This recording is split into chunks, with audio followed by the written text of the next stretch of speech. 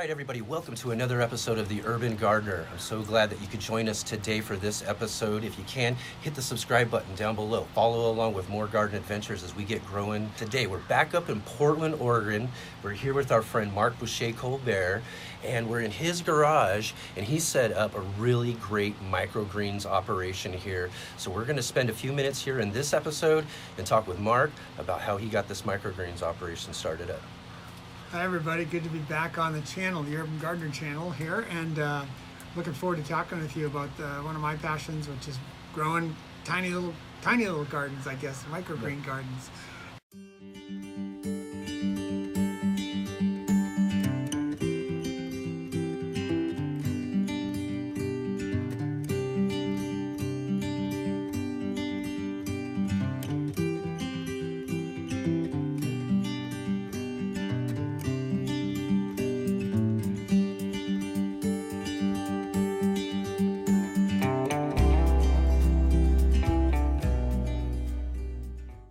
So I use these half sheet pans that are approximately 13 by 18 inches, and they have no drainage holes, solid pan. Okay. Then I built up a wooden frame out of old recycled fence boards. So I built these down to a table saw, built up a 2.5 inch. That's as high as will fit in the proofing rack, the shelf. If I make it any higher, it doesn't go in. So that allows me to slide them into a baker's proofing rack.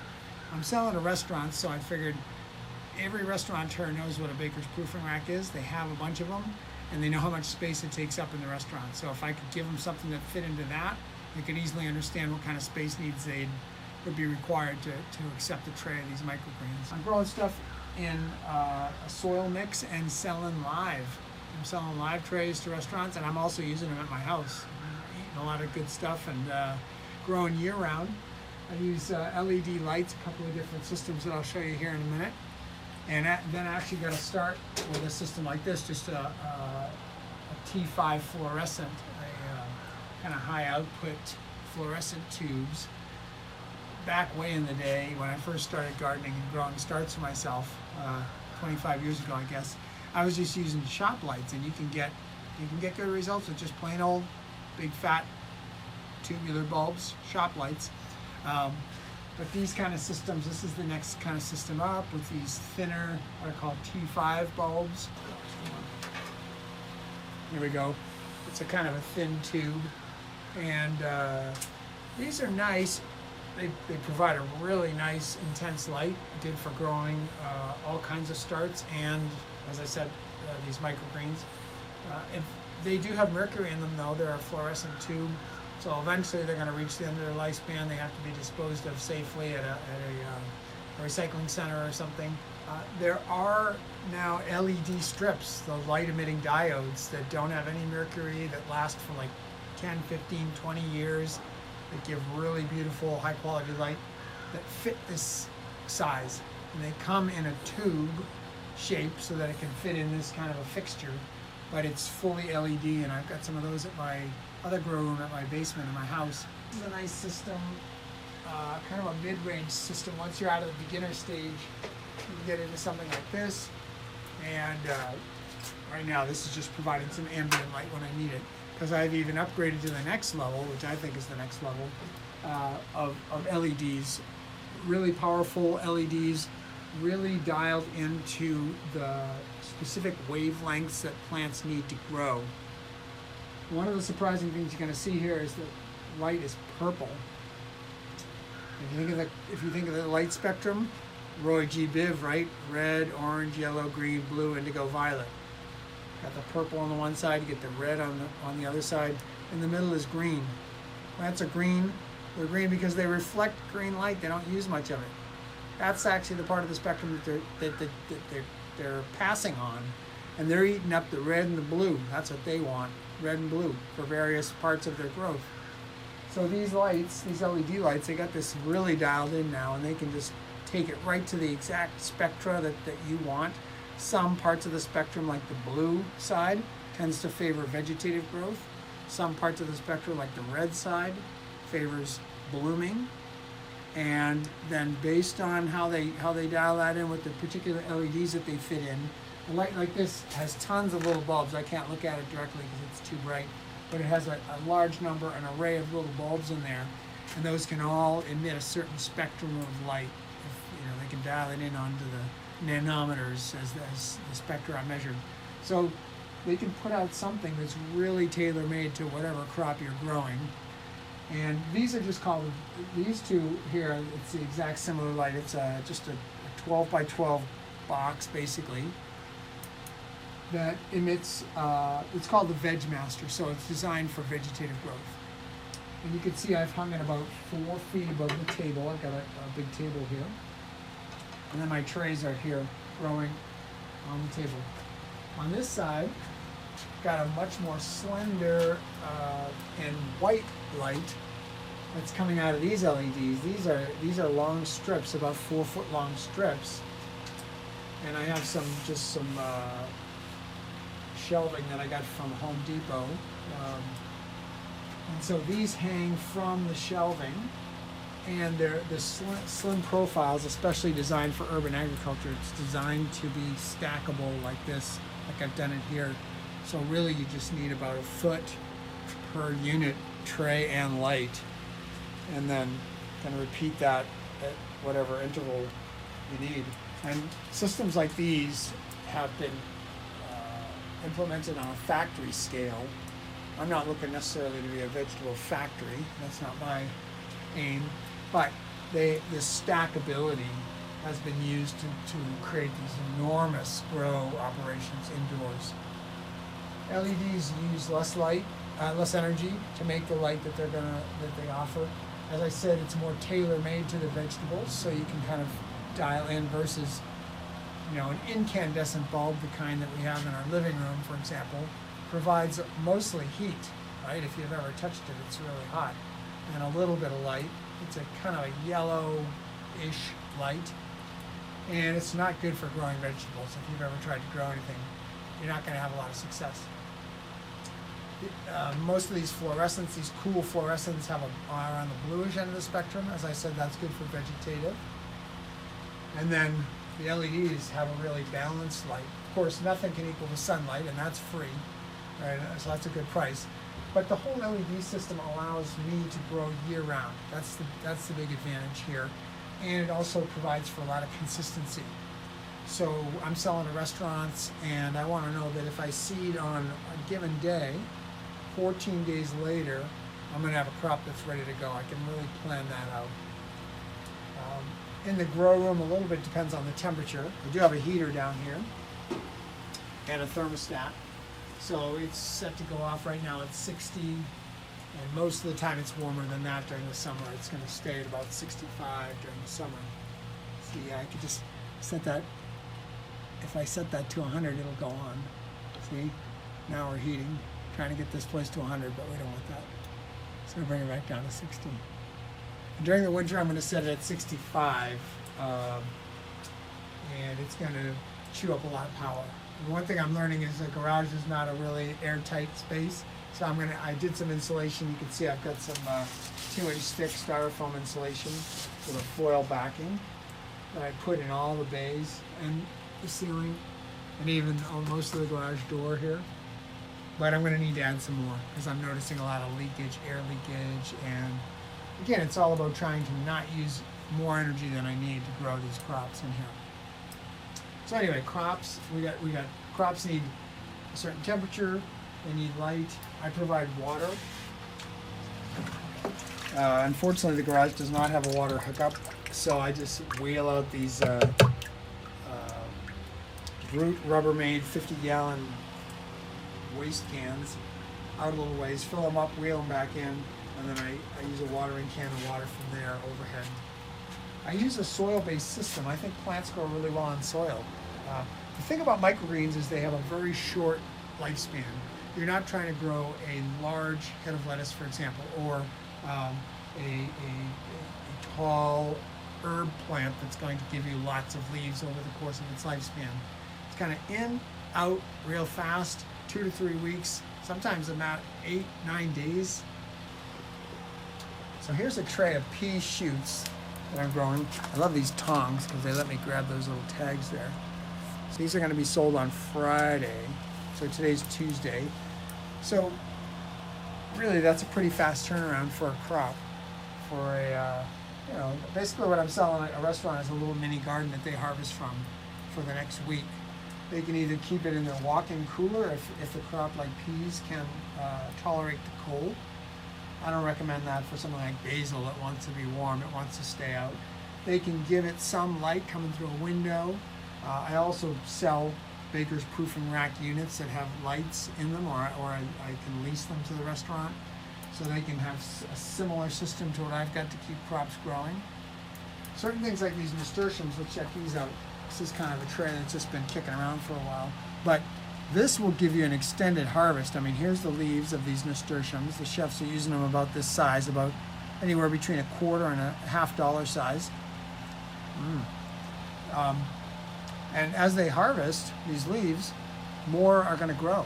So if they had appropriate lighting, for example, either a really bright window or one of my grow lights in one of their racks, they could harvest this for 2 to 3 weeks just from that one tray, provided they keep it watered as well. The trays have a kind of a trench here that allows me to bottom water them if I need to.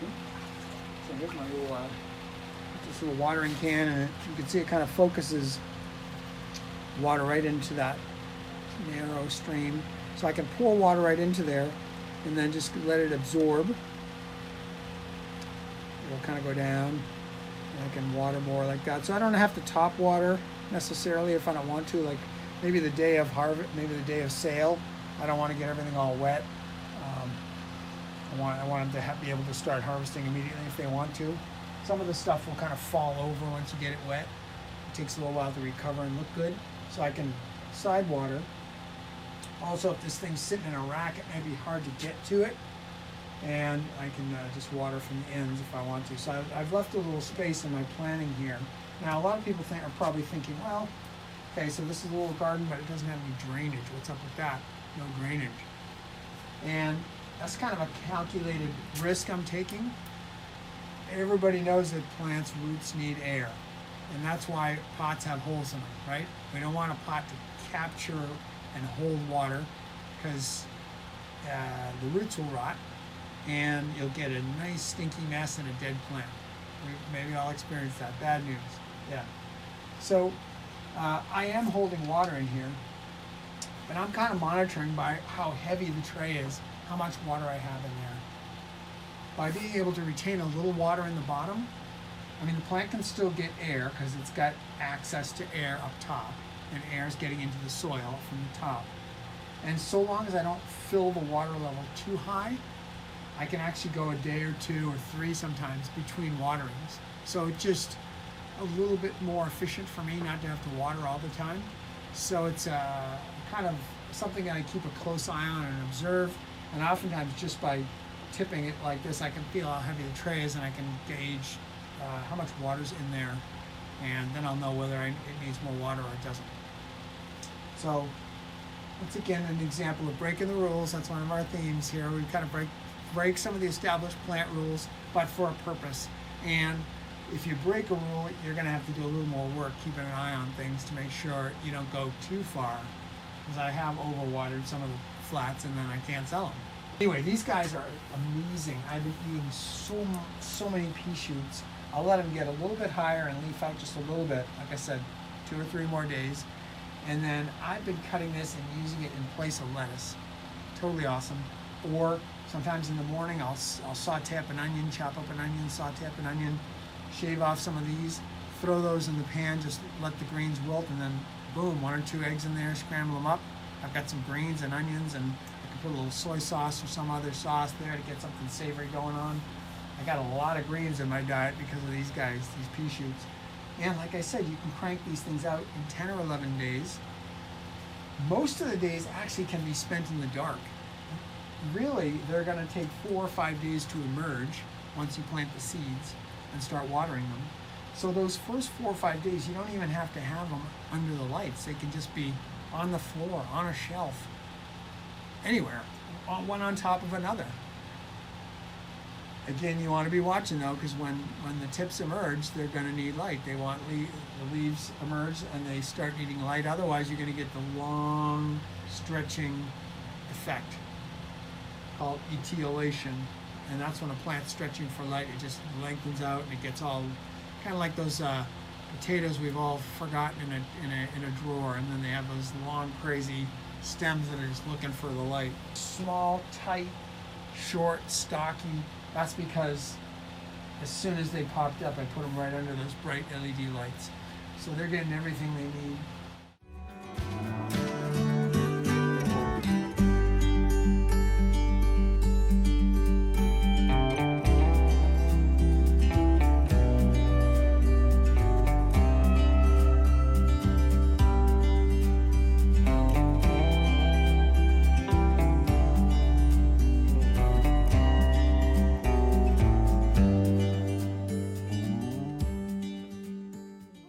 Show you some of the other stuff we got going on.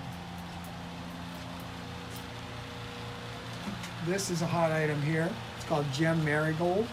Has these really fine, here's some big ones that are a little past sale, but I use that to show. Look at that leaf structure. Really astonishing and really intriguing taste. Citrusy. Yeah, the first thing you get is citrus, but there's always a little bitter note in there too.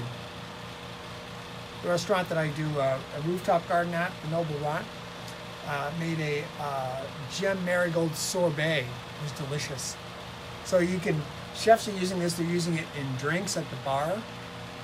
They're using it in all kinds of surprising combinations. They're garnishing dishes with it, or like it's becoming the central part of a dessert or something.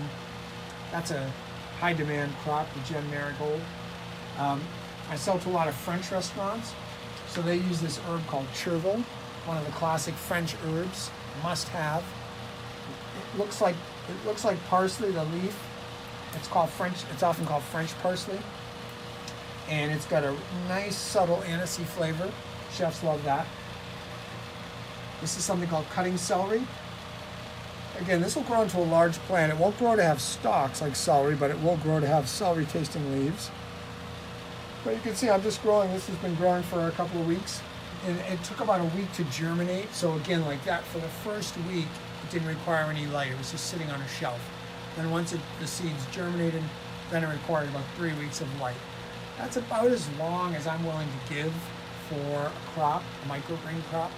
So I'm in that 2 to 3 weeks of requiring growth under these lights.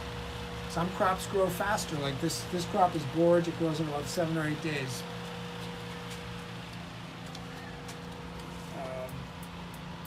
We've got various basils. Here's a bunch of basil coming up here. A lot of Italian basil, chefs love that. Over here I've got a variety of purple basils. So they're really digging that light.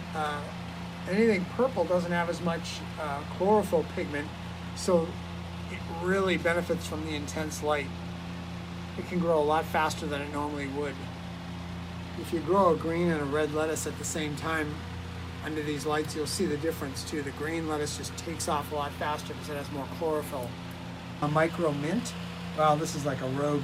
This is a rogue mustard in there too. That either I got a little wild with my seeding when I was seeding mustard, and a couple of them flipped into here, or sometimes a tray will fail on me, and then I will reseed, and lo and behold, the stuff that I seeded first all of a sudden sends a few popping up later on.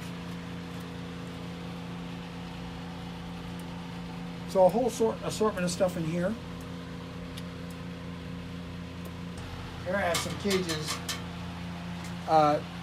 These guys haven't been bad. This is not a punishment. This is chervil coming up. Let's take it off there. And, so that's chervil just opening out to its first true leaves. This being a garage with lots of entryways in and out, even with the door shut, I did have a few rat problems early on. And if you've ever watched the movie Ratatouille, you know that rats are great gourmets. I mean, that really is true. They tend to go after all the stuff that the chefs like this chervil, and they like it at the very baby stage. I mean, they're the true microgreen connoisseurs because they get it at the micro of micro stages. So I've had once I have a rat come in and do any damage to that tray, I can't sell it. So I just developed these covers which allow most of the light to come in.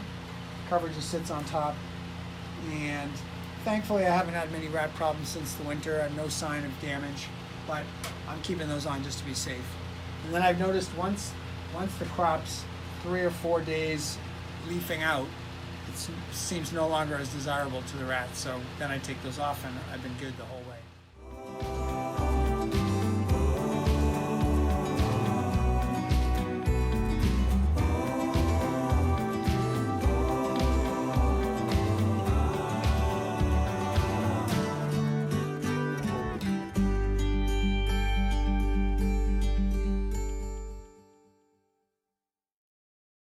All right, so we're over here on the side of the garage here where Marc does his microgreens, and one of the questions I have for him is, what does he do with the trays and the soil as he's finished with them? Or, how do you take care of those? You recycle it? Sure, yeah. This is a tray that's too big to sell, too big to eat, too hairy to eat. Nobody wants it. So, time to recycle. So, obviously, all this borage has captured some of the nutrients that were in the soil, so I'm just going to recycle that as well. And I've purchased these really heavy-duty resistant totes from Home Depot. I have drilled holes in the bottom of these, so they do have some drainage. And when I'm ready to recycle, I'm going to pull off the frame. Okay, there's my frame. Take that off. Just going to dump the tray right in there. I've usually got a plastic tag that I want to try to retrieve because I reuse all those. I just erase those. Got my tray, obviously, that I'm going to reuse. And I'm going to fit about 4 of these. Again, this is just experimentation. You can see these borage doesn't have much of a root system, so that just breaks up really nicely.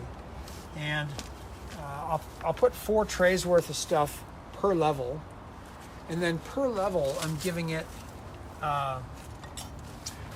this is just a general purpose fertilizer that's made from insects. It's called insect frass, which is a polite word for poop. Insect poop, or we can think of other words that we might use that we won't use on this channel.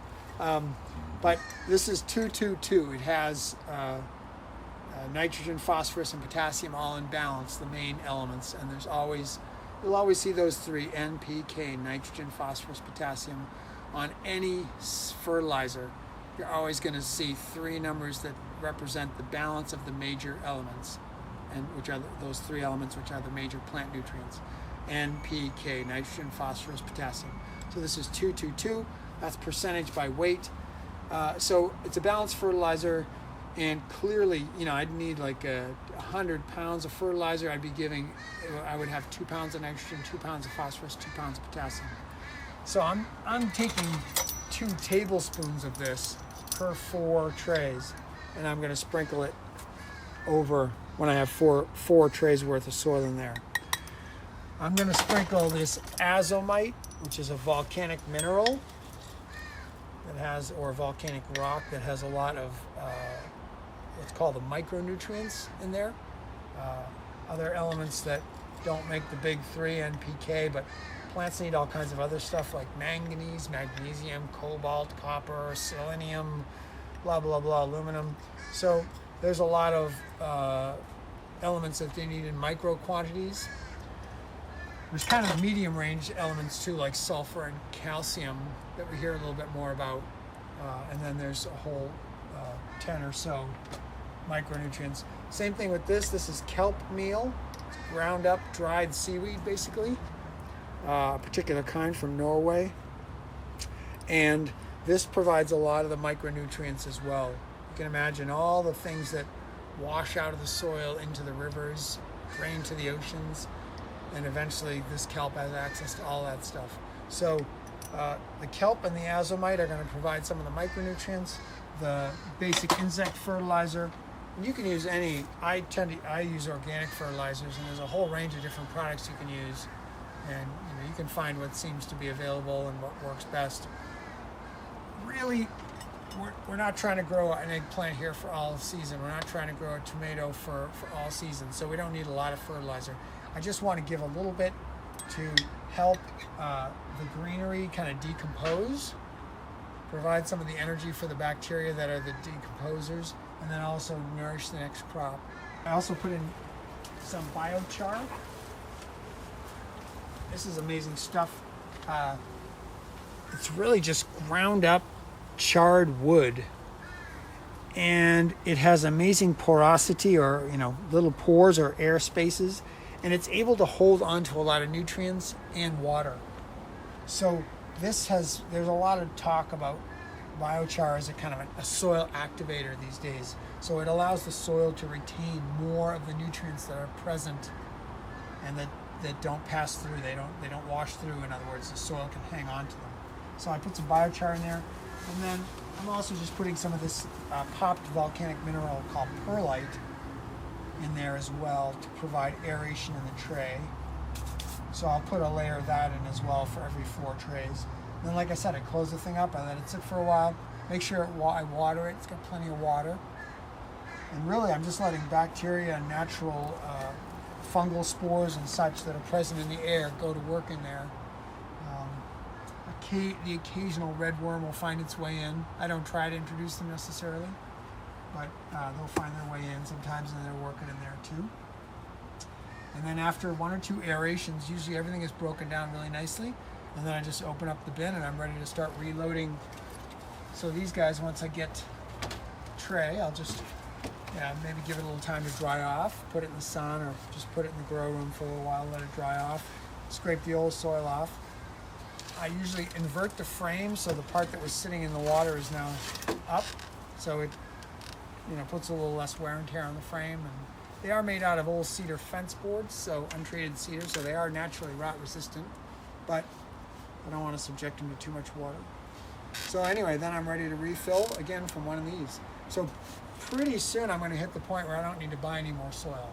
I'm still importing soil into the system, but pretty soon I'll have about 8 of these units going, and I'll just be filling 2 or 3 at a time, emptying 2 or 3 at a time. So they're just going to go in a cycle, and yet one more way that I could just kind of keep things moving in a circle and not have to bring in something from outside or create some waste into the system. The no waste thing was a big part of this, the idea for a live tray as well, because most microgreens today are harvested at the point of growing, and then they're packaged in these plastic clamshells and sent to the restaurant that way. And I just thought, I just don't want to be part of the waste system. I don't want to be creating all this waste week after week, plastic after plastic tray, after clamshell after clamshell. So I just thought, well, let's let the chefs get involved a little bit. Let's cut it when they need it, and they'll get it at the peak of freshness. That's another complaint for chefs with microgreens. It's like, I buy this stuff, I don't use it on day 1 or day 2. By day 3 or day 4, it's wilting a little bit. It's lost some of its quality. I wind up throwing it out sometimes on day 5 or day 6. So this lets the chef take it when they need it. If he or she's willing to water just a little bit and care for it a little bit, they can have a week, sometimes 2 weeks, sometimes 3 weeks of harvest from one tray if they have an appropriate light source. And that's a pretty good value in my mind, right? They don't have to keep coming back to me. I'm happy if they get 3 weeks of harvest from something. That's cool. So, all right, Mark, now that you've recycled your soil out and everything, can you go over about how you fill out your trays? Sure. So here I have, this is clearly was used before. You can see some of the extra soil, and this is an old tray that I'm reusing. And I'll put the frame in there. Then I've got my soil here in this bin. I'm going to dig in with a dustpan, take a couple of scoops, fill it up. Try not to make too much of a mess. I'll use my hands to kind of get stuff tucked into the corners. Then I've got 2 tools that I rely on, not necessarily gardening tools, but tools I got at a hardware store. This is a kind of a mudding knife, right, for a drywall, what you do to smooth the seams. And so I'll use this, I'll kind of chop at the soil a little bit to make sure it's settled in there, especially in the corners and the edges, maybe all around. And I can also use it to smooth. And I got a couple of different sizes of these, but I find this little one, maybe that's like an 8-incher or 6-incher, works pretty good. And then I've got this kind kind of a leveler for concrete. I don't know the technical name. And that I use to tamp down the soil a little bit, make sure it's settled in there. And then if the level is too low, like it is right now, I want to bring it up almost to the top. And I'll take a little more soil, add it, and then level it off with my hand.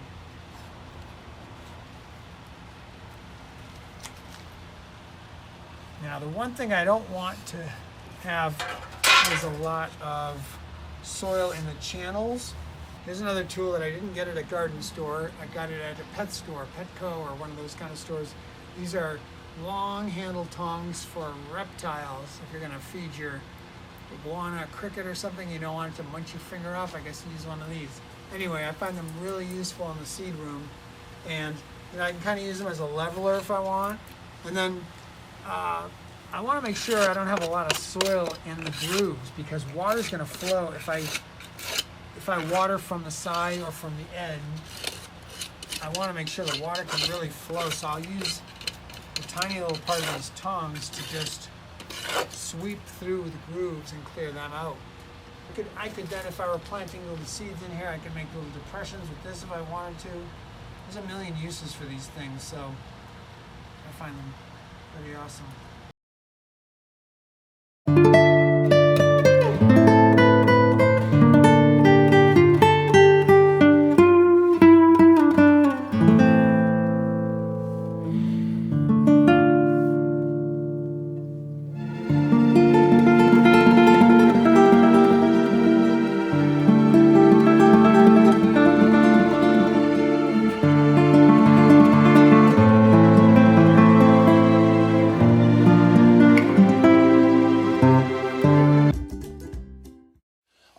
So from the garage down into the basement. Marc also has a really great microgreen setup here in his home down in the basement as well. So we've got one more thing to ask Marc about, and that's seeding his trays out. Now, seeds, Marc, most people buy their seeds at a store or whatnot. They come in a little small packet. You're going to get just a small little amount of seeds with them. But with microgreens, you're going to need a lot more seeds, aren't you? You're using a lot of seeds, and bulk is the way to go. I use a company called Johnny's Selected Seeds. If you're in Oregon, Territorial Seeds is a great seed company as well. You can get some bulk seeds from them. So here, for example, is Italian large leaf basil for microgreens, 1/4 pound of seed here. So what's interesting about seed costs, like anything else in bulk, is that the price drops per pound or per ounce the more you get. But of course, you do have to spend more money because you're buying that many more units, whatever it is. But if you're going to be doing this often, frequently, or if there's 1 or 2 crops you really want to make sure you have a lot of, say, to make a special salad during the winter, or something you might be exploring with a chef, you might be starting to grow just 1 or 2 crops for a chef, you're definitely going to want to get bulk quantities. Here, for example, is chervil, one of the French herbs, and that's a pound bag, so I buy that by the pound at a time. I buy some of the peas that I'm sprouting, like here are these the dwarf gray sugar peas coming up for sprouts. I buy that by the 5-pound bag or 10-pound bag. So it just depends how fast I go through stuff. Of course, it depends how big the seed is too. All right, let me show you what I'm going to do here. I've got the seed tray. I filled it with soil, but I can tell the soil is kind of dry. I'm also going to pick out some of the bigger particles that I see at the top, because I'm going to make little furrows in here, and I kind of want everything to be nice and even. So even though this is a great potting mix, there's still pieces of rock and other objects in here that are a little too big for my liking. So I'll just pick those out from the surface. This is my favorite watering can. This is a Dram 2-liter water can. It's got this fine, I think what they call it is a rose head, basically a fine shower. So let's watch that go. It makes a real gentle sprinkle, and I'm going to use it. It's nice because it won't dislodge small seeds once you get them in the soil, but I also like it just to get everything wet. So I first get the seed tray nice and wet. And sometimes these trays will take almost 2 liters of water. Really, you can almost empty a whole watering can in there, and the soil will just be absorbing that whole thing. So Don't be afraid to water a lot. In this kind of a setup, if I see too much standing water after the fact, I'm just going to pour it off. So I don't want a huge amount of standing water, but I do want to make sure that that soil is nice and moist. So there, I just went through 2 liters. I don't see any water in the bottom of the tray yet. So that's all been absorbed by the soil. Take my wooden float, again, one of these tools that doesn't belong to most garden, you won't find it at a garden shop, but you will find it at a masonry shop or a big box store like Home Depot or Lowe's. This is really useful for just making sure I got nice even compaction. I don't want to compact too much. By compaction, I don't intend to say that I want to take out all the airspace, but I just want to make sure that the soil is settled in the tray. And then I'm going to take my other non-gardening tool, the 14-inch taping knife, which conveniently fits right in to that the inner dimension of my box. So tonight I'm going to seed Ruby Streaks mustard. Again, here I bought a 1/4 pound at a time. I put it in one of these mason jars just for easy storage. I always keep my label because it tells me a couple of different things. It tells me they did a germination test on 02/18, so February of 2018, and they found that 96% of it germinated. So that's good germination, and I can just track that. I would expect as time goes on, if I have this same seed 3 years from now, I would expect that it wouldn't give me 96% germination. So I might have to really seed a lot more. So this just helps me track when the seed was from. And then of course the top seals, and I generally store my seeds away from the moisture of the seed room, but if, for example, I forget it in here, at least I got this sealed top and no moisture is going to enter into that after it's closed. I'm going to do about 8 furrows in this tray. I've just determined that that seems to be the best seeding dimension. So I'm going to put a little pressure on that seed tape and just pull the soil a little bit. 1, 2, 3, 4, 5, 6, 7, 8. I just gave myself 8 little furrows or grooves. And then I pour out some seed into a bowl.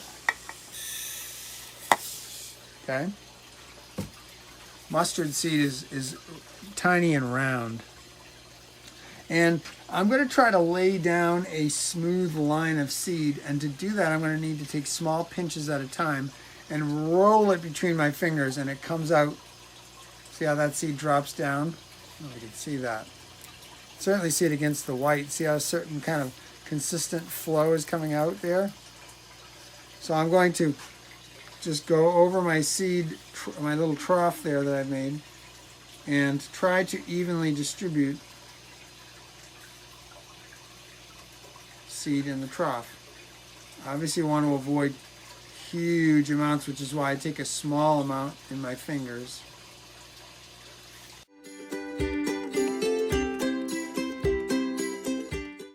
When I do pea seeds, for example, I just dump like 2 cups of sprouted seeds on this, or not really sprouted, but soaked, pre-soaked, on the tray, and then I just spread them out by my hands like that. So I don't even make any furrows. But for these small seeds, I'll tend to make furrows so that they kind of fall in line. And again, depending on the crop, let's say I were doing basil. If I were doing basil for microgreens, I'd do 8 furrows and grow it real dense. I want a kind of complete covered canopy of basil. Pour my seeds back. I like this bowl because it lets me transfer everything back nice and clean. Cap it right away. And a couple of other important steps. Record keeping right away. Never forget it. I have a supply of little plastic tags. I reuse them and then I erase them and keep reusing them. So they're, you know, I don't like plastic, but I do accept it for some things. Put a calendar over there so I can tell the date. Okay. And this was mustard, Ruby Streaks. Because I tend to lay my trays, you know, you'd often stick your tag in like that. Oh, one thing to remember about the tag, don't write it on the pointy part, it goes in the soil. Right on the other part. You could stick it right in like that, but I tend to stack trays on one another when they're germinating. So I'll put it in the little space between the wood and the metal right there. And then this is just going to sit on a shelf like over here, or I might put another tray just right on top of that, keep the moisture in. And then I'm just going to have to keep checking it. Every morning I'm going to look at it, see what's going on. By day 3 it's going to be up, it's going to pop. So around day 2 I know from experience that these guys are going to be getting ready. I might take the shelf or the tray off at that point, or I might keep it on right till the final. Of course, I got to have some lights ready to go. So you can see these trays are stacked. So this is stuff that I've seeded, but it's not germinated yet. And if I forget it, which I've done in the past, sometimes I'll get, and take it a day or 2 extra, I'll get stuff that's really banging its head up against the tray. It really wants to get out and get into the light. If I forget it too long, it will have stretched too much and may not be usable. So I just make it a point to always visually inspect all the trays every morning when I'm down here. Just give them a lift, see how they're doing, see if they're ready for the light. That's how I seed it up.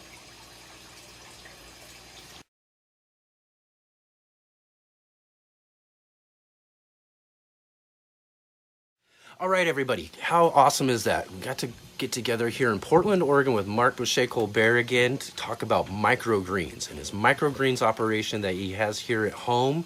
What a great business opportunity for a gardener who really loves gardening, to make a few extra bucks growing some extra nutritional food right out of your basement or garage. So what a great experience here.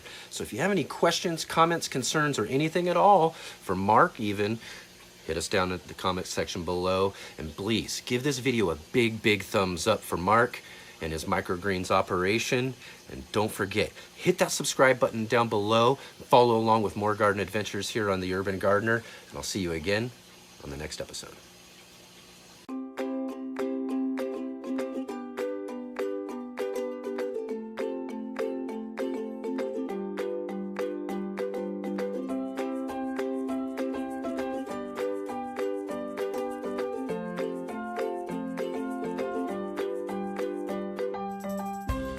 Good. This is what we're about to do. In